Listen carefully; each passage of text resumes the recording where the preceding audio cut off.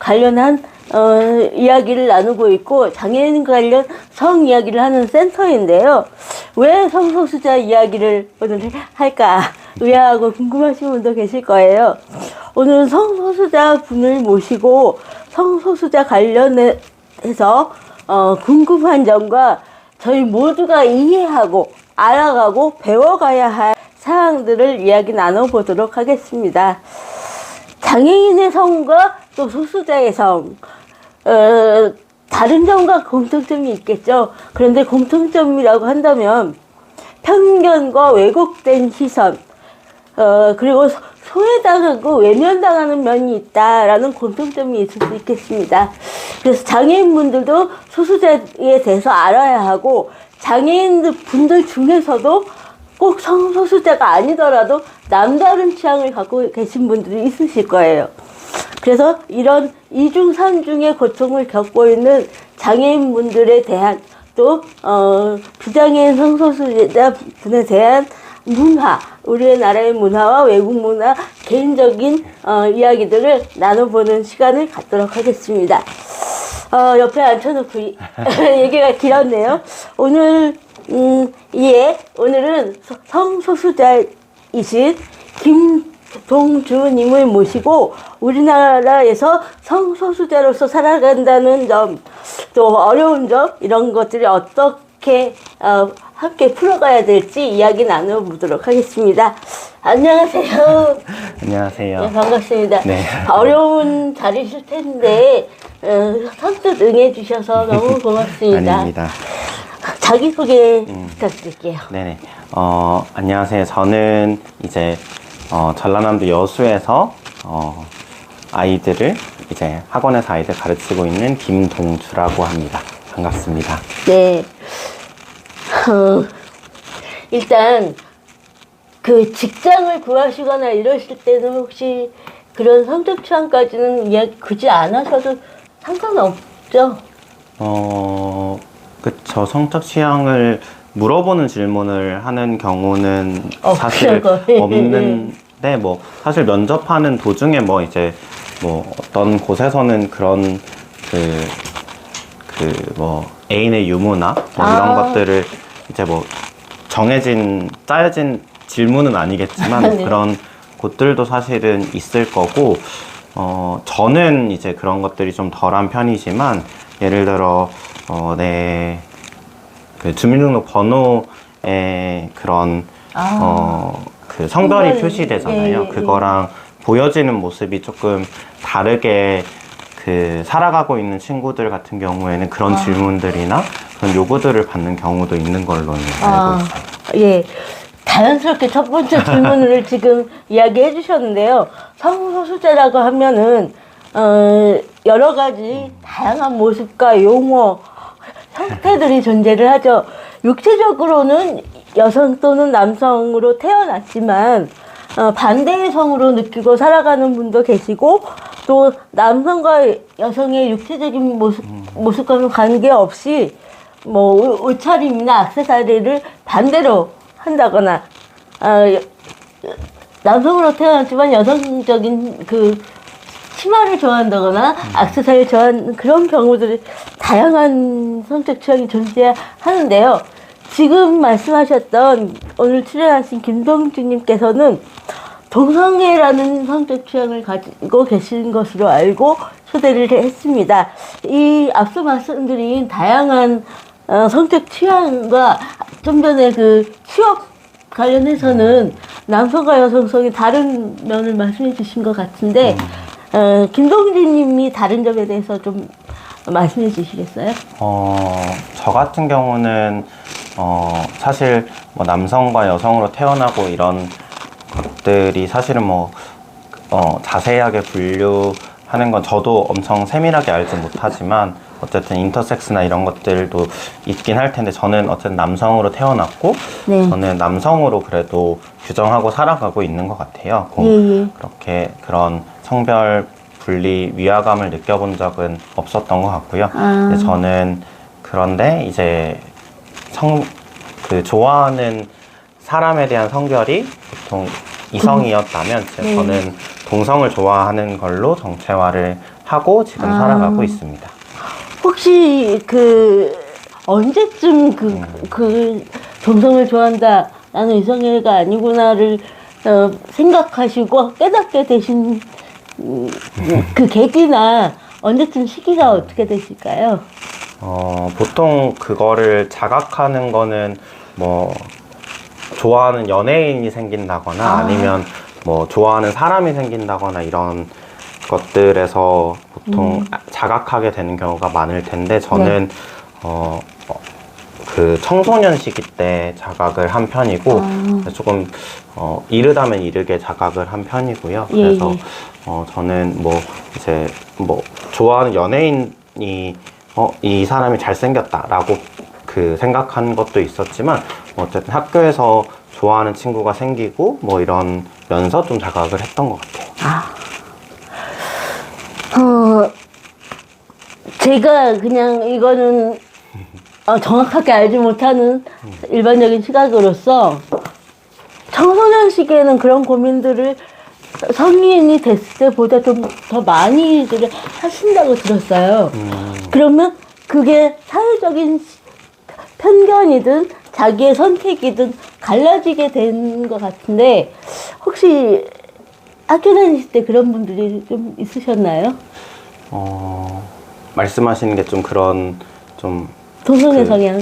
네, 친구들이 예, 있었는 친구들, 예, 거죠. 예. 저는 사실은 좀 다행인 거는 좀 사실 성소수자 친구들이 뭐 청소년 성소수자뿐만 아니라 성인으로 살아가고 있는 성소수자들이 가장 어려워하는 게 좀 안전한 커뮤니티, 그러니까 안전한 공동체를 만나는 일이거든요. 근데 저는 정말 운이 좋게도 고등학교 때 자각을 했는데 그때 그 친했던 친구 그룹이 다행히 그 안에 성소수자가 한 명 있었고 그리고 친구들이 그거를 커밍아웃을 받아줬던 커뮤니티여서 안전하게 좀 고등학교 때 그런 안정감을 느끼면서 생활할 수는 있었던 것 같아요.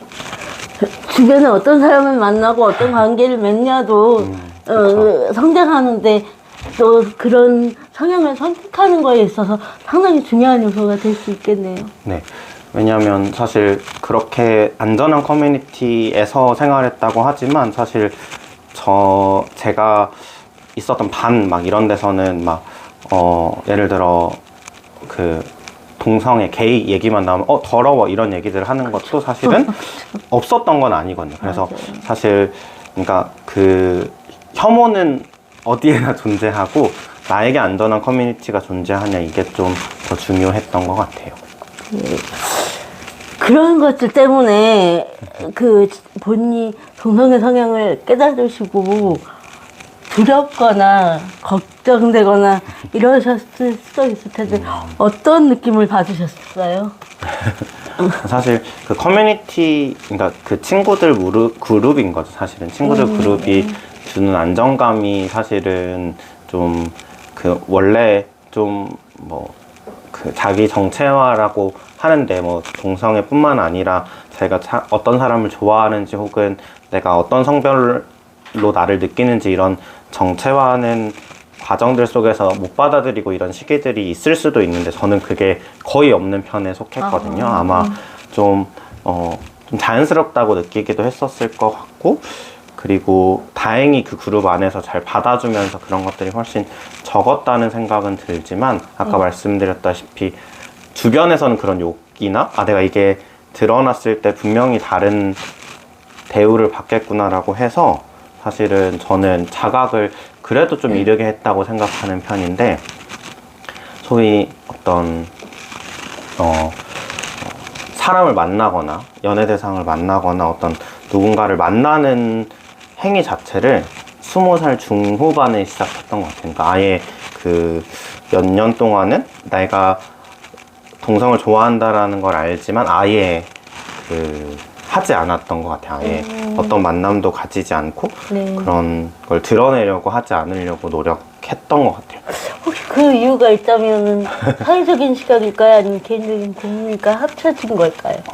여러 가지가 합쳐졌을 것 같아요. 사회적인 시각 때문이겠죠. 사실 사회적으로 이것이 용인되고 이게 사실 포용해주는 분위기였다면 그렇게 숨기지 그렇죠. 않았을 것 같고, 그렇죠. 그리고 저는 학교 다닐 때 뭐 이런저런 활동들을 했었는데,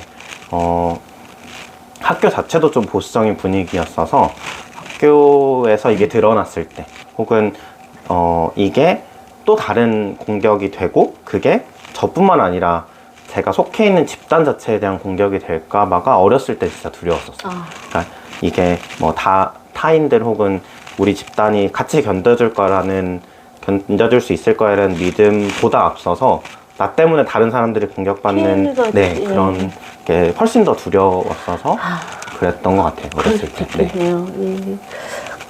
혹시 커밍아웃의 그 과정을 좀 얘기해 주실 수 있을까요? 어떻게 자연스럽게 알게 됐는지, 본인이 직접 얘기하셨는지.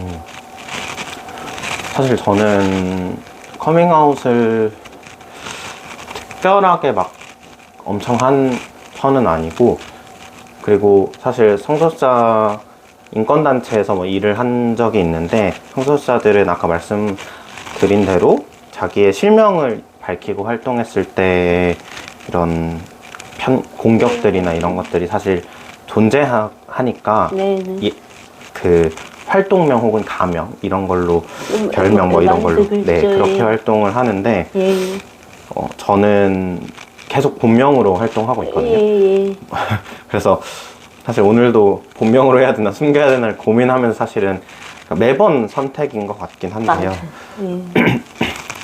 그러다 보니까 내가 굳이 커밍아웃을 해야 되나 이런 고민을, 왜냐면 한 번도 감춰본 적이 어느 순간 이후로는 왜냐면 난 여기 단체에서 일하고 있어 이러고 제 이름으로 활동하고 있으니까였는데, 그렇죠. 사실 저한테 관심 없는 친구들에게는 항상 일일이 뭐 무례한 말을 하거나 이런 친구들에게는 이제 굳이 가서 얘기를 해줘야 하는 거죠. 뭐 나는 뭐 동성을 좋아하니 그런 얘기 하지 마, 뭐 이런 얘기들이나 이렇게 되는 것 같아요.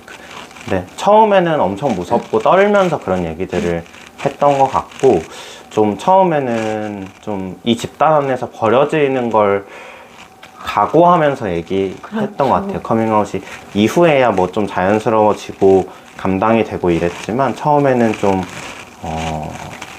아예 이 집단에서 아예 버려질 수도 있고 뭔가 배제될 수도 있겠구나라는 불안을 가지면서 했었던 것 같아요.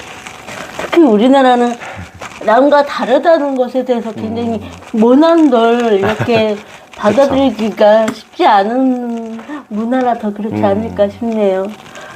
그러셨군요. 그럴 때 참 청소년 시기에 여러 가지 고민들이 있으셨을 텐데 고민이 하나 더 있으셨을 것 같아요. 혹시 가족에게도 얘기를 하신 건가요? 네, 알고 계신가요? 사실 가족들도 알고 계시는데, 예. 가족들에게 밝히는 순간은 가족들에게 한꺼번에 커밍아웃을 했어서 그 순간이 조금 개인적인 사정이라 오픈하기 좀 어렵긴 하지만, 네. 좀 각자 아직도 어려워하세요. 그러니까 각자의 나름의 방식으로 받아들이고 있으신 것 같아요. 누군가는 뭐 어떤 본인의 지식으로서 뭔가를 납득하려고 하시는 분도 있고, 아니면 외면하려고 노력하시는 분도 있고, 아니면 가족이니까 일단 이해해 볼게 근데 싫어 라는 분도 있고, 뭐 그 각자의 방식으로 적응해 나가시는 것 같아요. 사실 장애인분도 마찬가지지만 나의 정체성이나 존재감이 장애인이 장애인만이 아니고 성소수자도 성소수자가 전부가 아니잖아요, 그 사람의. 그래서 그 좀 다가가기 두렵다거나 어려워한다거나 장애인도 그런 경우가 있는데, 더럽다고 느끼는 인식은 왜 그런 거라고 혹시 생각하세요? 이게 진짜 어려운 일인데요. 그러니까 그거는 저는 모르겠어요. 이게 엄청 적절한 예시인지 모르겠는데, 저는 저랑 친한 후배들 혹은 사람들한테 설명할 때는 그렇게 설명하는 것 같아요. 저희가 어떤 전자기기나 청소기를 다룰 때 좀 다르거나 처음 보는 전자기기를 다룰 때 모르잖아요. 않은. 익숙하지 네. 않잖아요. 그러면 그래서 불편한. 그럼 불편할 수 있죠. 그러면 불편하다고 하고 그러면 어떻게 사용해야 되고 어떻게 대해야 되는지를 설명서를 찾아보고 익혀나간다고 저는 생각하거든요. 매뉴얼이 있죠. 그렇죠. 예. 근데 어떤 사람들도 사실 뭐 장애든 뭐 성적 지향, 성별 정체성이든 어떤 다름을 느꼈을 때 저는 그 다름에서 오는 불편함은 어쩌면 자연스러울 수 있다고 그렇죠. 생각하거든요. 맞아요. 근데 그 불편함을 풀어나갈 거냐 아니면 이거를 그대로 그냥 불편하니까 아예 감출 것이. 네, 감추거나 싫어하거나로 바꿀 거냐는 그렇죠. 저는 이제 그 사람의 몫이겠지만 그래서 약간 저는 그 더럽다라는 반응은 약간 새 청소기를 사놓고 부수는 반응과 무엇이 다른가 뭐 이런 얘기들을 그렇죠. 하는데요. 그렇죠. 그런 것이 아닐까? 우리는 그렇게 살지 않아 오는데 왜 사람의 다름에게는 그렇게 다 뭔가 씨름으로 넘어가는 게 자연스러워야 할까 이런 생각들은 하는 것 같아요. 그러네요. 그렇게 설명해 주시니까 좀 저는 개인적으로는 간단하게 이해가 되네요. 쉽게.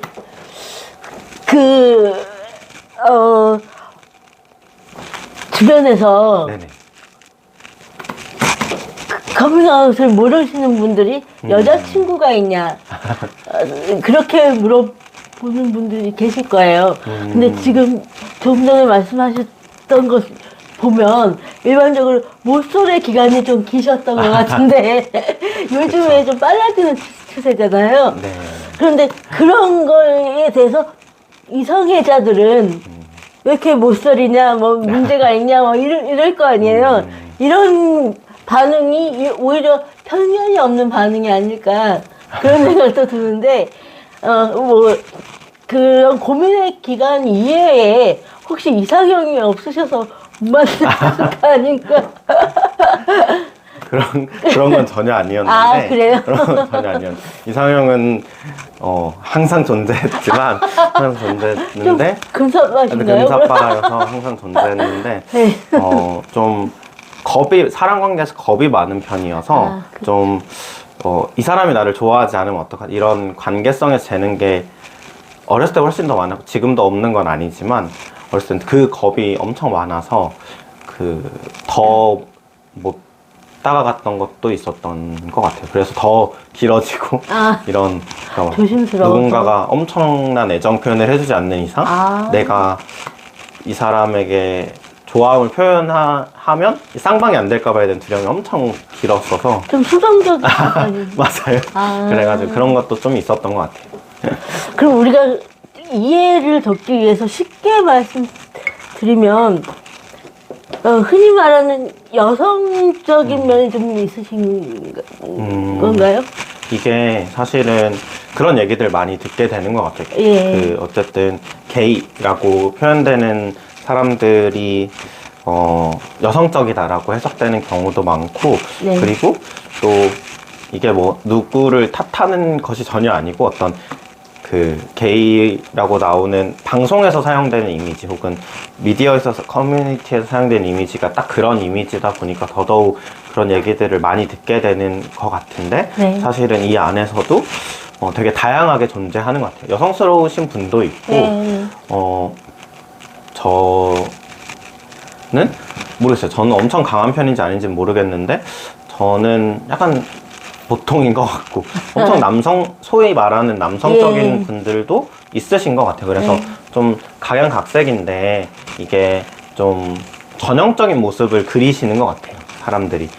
게이면 어떤 좀 마르거나, 엄청 목소리가 가늘거나 이런 좀 아니면 반대거나. 그쵸. 좀 전형적인 모습을 상상하는 것 같아서 정말 다양하게 그냥 이성애자들이 그러하듯 다 다양하게 존재하는 것 같아요. 김동준님은 본인이 느끼시기에는 어떠신가요? 아까 연애에 좀 소극적이시라고 하셔서 이게 근데 상대방에 따라서도 다르게 해석되는 것 같아요. 그러니까 저는 제가 여성적이라고 생각해 본 적이 그렇게 많지 않은데 이게 제가 습관이 지금은 좀 덜한데 머리가 그러니까 지금도 별로 길진 않지만 장발이었던 적이 없는데 그 귀를 넘기는 습관이 있거든요. 아, 예. 근데 그 습관을 보고 엄청 여성스럽다고 하시는 그게 그럴 또 수도 있겠네요. 결부돼서 그 얘기를 많이 하기도 하고요. 청소자랑 밝히고 나면 그게 더 눈에 들어오시나 봐요. 그래서 그렇죠, 그렇죠. 그래서 그 그것만 얘기도 살펴보겠지. 그렇죠. 그래서 그렇게 얘기하면 그분 앞에서는 이렇게 넘기다가도 안 하려고 예. 하게 되고 이런 것도 좀 있고, 근데 또 그런 어떻게 해석하냐에 따라 다른 것 맞아요. 같아요. 이게 수다스러운 걸 여성스럽다고 해석하시는 분이 있고, 그렇죠, 그렇죠. 예. 네, 그 해석이 정말 다양해서 막 약간 요즘에는 포기했어요. 이걸 막 내가 여성스럽나 아니냐를 내가 정의하지 않겠다. 너희들이 해라. 약간 이렇게 나름대로 알아서 해라. 알아서 해. 네, 그렇게 되는 것 같아요.